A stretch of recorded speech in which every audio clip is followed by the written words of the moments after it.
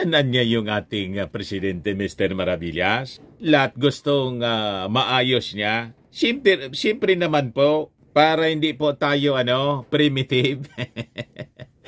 Di ba? Mas maraming internet provider mga kababayan, mas maganda, mas maraming kompetisyon.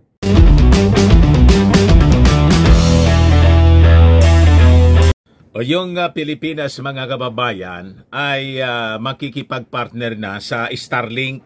Yung Starlink po ni Elon Musk. Yung ating Pangulong Bongbong Marcos kasi pumunta doon sa SpaceX facility ni Elon Musk. Ngayon, may naka-schedule sana sila na meeting with Elon Musk. Kaya lang, hindi natuloy po.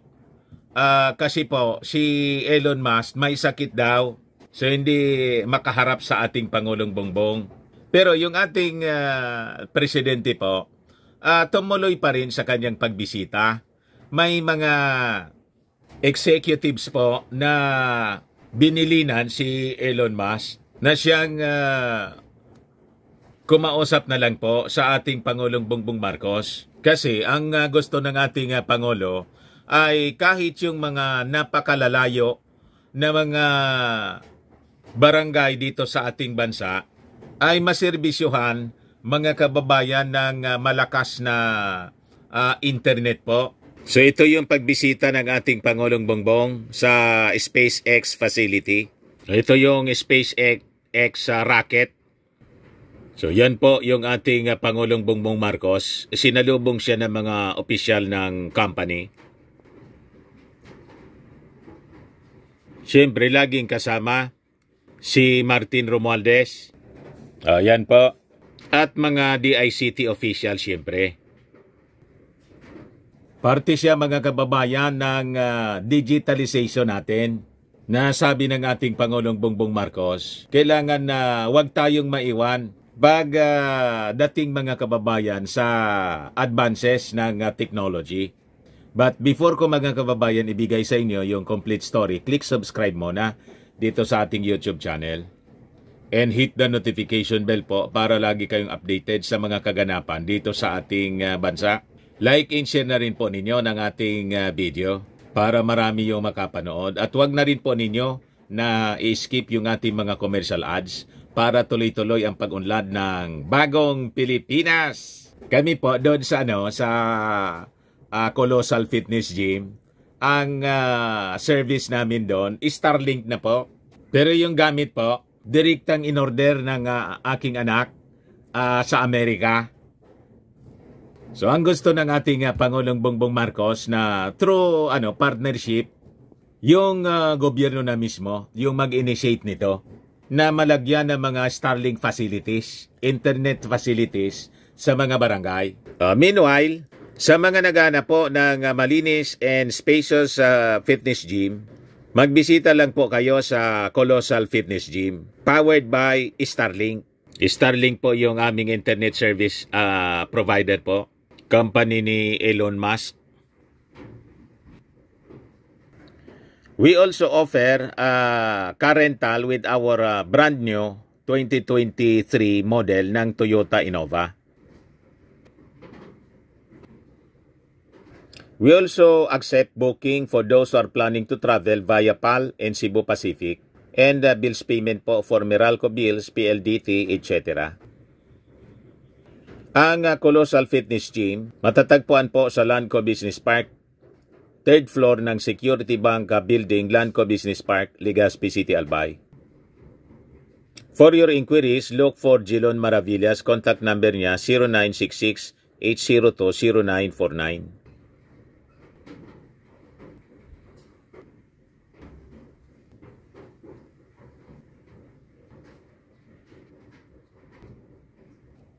Ayos pa, ayos na niya Mr. Maravillas. So ito po yung good news release galing po sa Presidential Communications Office. So yung ating Pangulong Bongbong Marcos is eyeing forging an alliance with US technology giant. Ito pong Starlink para ma-improve yung internet connectivity dito po sa ating bansa. Yan na niya yung ating Presidente Mr. Maravillas. Lahat gustong maayos niya. Siyempre naman po, para hindi po tayo primitive. Di ba? Mas maraming internet provider mga kababayan, mas maganda, mas maraming kompetisyon. Di ba? Para maayos yung serbisyo ng mga existing na mga internet service providers dito sa ating bansa. Kaya nga po kami, nang mabalitaan natin yung Starlink, dumirekta na tayo sa Amerika.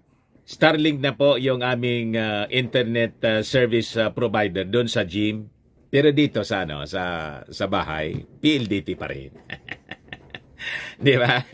So sa kanyang pakikipag-meeting mga kababayan sa Filipino community sa Los Angeles, the President mentioned his tour of the facility and stressed the benefit of American technologies, especially sa digitalization, communication, and connectivity dito po sa ating bansa. So sabi ng ating Pangulo na ang ating bansa niya, our vast archipelago, ang ating 7,000 na ating isla, that vast archipelago niya is an ideal candidate for satellite broadband service using Starlink mga kababayan. SpaceX President and Chief Operating Officer Gwynne Shotwell and SpaceX Vice President for Starlink Operations Lauren Dreyer welcomed the President during the facility visit. So ito yan po mga kababayan. Talagang ayaw magpaiwan ng ating Pangulong Bongbong Marcos.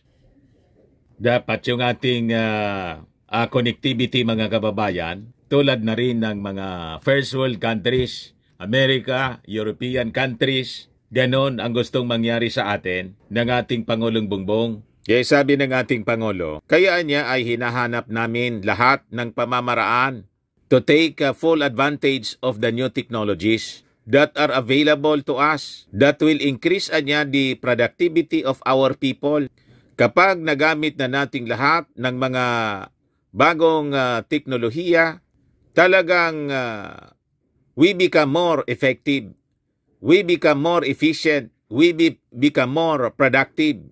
Sabi ng ating Pangulong Bongbong doon sa mga kababayan natin, the Filipino community sa San Francisco, California. Ito siya mga kababayan, yung speech niya sa harap ng Filipino community doon. As usual, rockstar pa rin yung dating ng ating Pangulo, pinagkakaguluhan ng ating mga kababayan. Kaya malamang naninikip na naman po yung dibdib ng mga mga critics ng ating Pangulong Bongbong. Kasi mga kababayan, mainit palagi yung pagtanggap sa ating Pangulo ng ating mga kababayan sa ibang bansa. Kahit saan po siya pumunta. So sabi niya rito, in the Philippines, sometimes we still hear about mahina yung internet, but in the near future, through these links that we were able to develop on this trip, we're very confident that we will no longer hear complaints about our internet, our online services Sa susunod ang maririnig na natin ay praises for the speed of our country's internet connectivity. Mali na yung naisulat ng praises yun po. Hindi yung praise. Nagkamali lang po. Nang pakasulat yung PCO. What? Diba? Normal man po yun. Siyempre, minsan hindi na ma-edit ng maayos. Ang ibig sabihin nun, yung praises po. Kasi siyempre, pag maganda na yung serbisyo ng internet natin, mabilis na palagi, matutuwa yung mga tao. At ngayon pong panahon na to, napakahalaga ng internet connectivity. O tayo nga po, kung wala tayong internet, paano tayo magkausap-usap at paano tayo bibinta rito? Di ba?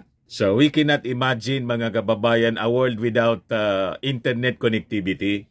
Lalo na po sa uri ng mga negosyo ngayong panahon na to.